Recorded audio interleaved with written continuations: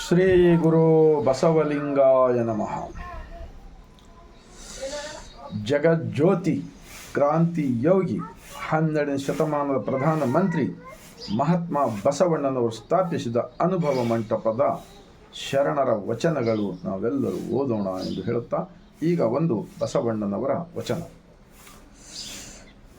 ವೇದ ಶಾಸ್ತ್ರದವರ ಹಿರಿಯರೆನ್ನೇನೋ, ಮಾಯಾ ಭ್ರಾಂತಿ ಕವಿದ ಗೀತಜ್ಞರ ಹಿರಿಯರೆನ್ನೇನೋ. ಇವರು ಹಿರಿಯರುಗಳೇ, ಯಾಗ ನಟ್ಟು ವಿಗಪಾಣರು, ಇದರಕ್ಕಿಂತ ಅಧಿಕ ಸಾಧಿಸಿದವರೇನು?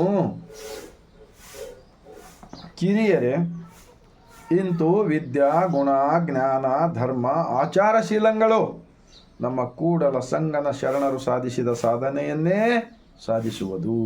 ಅಂದರೆ ಬಸವಾದಿ ಶಿವಶರಣರು ಸ್ಥಾಪಿಸಿದ ಜಗತ್ತಿನ ಮೊದಲನೇ ಪ್ರಜಾಪ್ರಭುತ್ವ ಅನುಭವ ಮಂಟಪದಲ್ಲಿ ನಮ್ಮ ಶರಣರು ಈ ದೇಹವನ್ನೇ ದೇವಾಲಯವೆಂದು ನಂಬಿ ಬದುಕಿ ಕೊಟ್ಟಿರ್ತಕ್ಕಂತಹ ವಚನಗಳಿವೆ. ನಾವೆಲ್ಲರೂ ಅರ್ಥ ಮಾಡಿಕೊಳ್ಳೋಣ. ಹೊರಗಿನ ಮಾನವ ನಿರ್ಮಿತ ದೈವಗಳಿಗೆ ಬೆನ್ನು ಹತ್ತಿ ಹೋದರೆ ನಮಗೆ ಎಂದೆಂದಿಗೂ ನಿಜವಾಗಿರ್ತಕ್ಕಂಥ ದೇವರು ದೊರೆಯಲು ಸಾಧ್ಯವಿಲ್ಲವೆಂದು ಹೇಳುತ್ತಾ, ಈಗ ಒಂದು ಕ್ಷಣ ಅಲ್ಲಮಪ್ರಭುರವರು ಹೇಳುತ್ತಾರೆ, ನಿಜವನ್ನರಿತು ನಿಶ್ಚಿಂತವಾಗಿರು, ಕ್ಷಣದೊಳಗಿನ ಅರ್ಧ ಕ್ಷಣವಾದರೂ ನಿಜದ ನಿಲುವೇ ಸಾಕು ಎಂದು ಹೇಳ್ತಾರಲ್ಲ. ದೇವರ ದರ್ಶನ ಬೇಕಲ್ಲ ನಮಗೆ. ಅಂತರಂಗದಲ್ಲಿಯೇ ನಿರಾಕಾರ ಸೃಷ್ಟಿಕರ್ತ ಇದ್ದಾನೆ. ಈ ಗಟ್ಟಿತನ ಕೊಟ್ಟಿರ್ತಕ್ಕಂಥ ನಮ್ಮ ಬಸವ ಕಲ್ಯಾಣದ ಶರಣರ ವಚನಗಳು. ಬಸವಣ್ಣನವರ ತತ್ವದಿಂದ ಮಾತ್ರ ಬದುಕಿತ್ತು ಈ ಲೋಕವೆಲ್ಲ.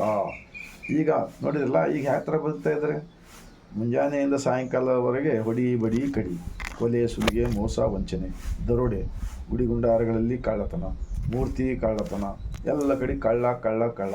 ಈ ರಾಜಕಾರಣಿಗಳಾದವರು ಈ ಧರ್ಮದ ಬೋಧನೆ ಮಾಡ್ತಕ್ಕಂಥವ್ರು ಇನ್ನು ಮುಂದೆ ಬದಲಾವಣೆ ಆದರೆ ಮಾತ್ರ ಜನ ಸುಮ್ಮನಿರುತ್ತಾರೆ. ಇಲ್ಲ ಹೋದರೆ ಒಂದಿಲ್ಲ ಒಂದು ದಿವಸ ದಂಗೆ ಹೇಳುತ್ತಾರೆ ಜನಗಳು. ಬದಲಾವಣೆ ಆಗಿರಿ. ಬಸವಣ್ಣನವರ ತತ್ವ ಪರಿಪೂರ್ಣ ತತ್ವವಾಗಿದೆ. ಅನುಭವ ಮಂಟಪದ ವಿಚಾರಗಳು ಆಚಾರಗಳು ನಮ್ಮ ನೀವೆಲ್ಲರೂ ಆಚರಣೆ ತರಿಬೇಕಾದ್ರೆ ಬಿಡಿ.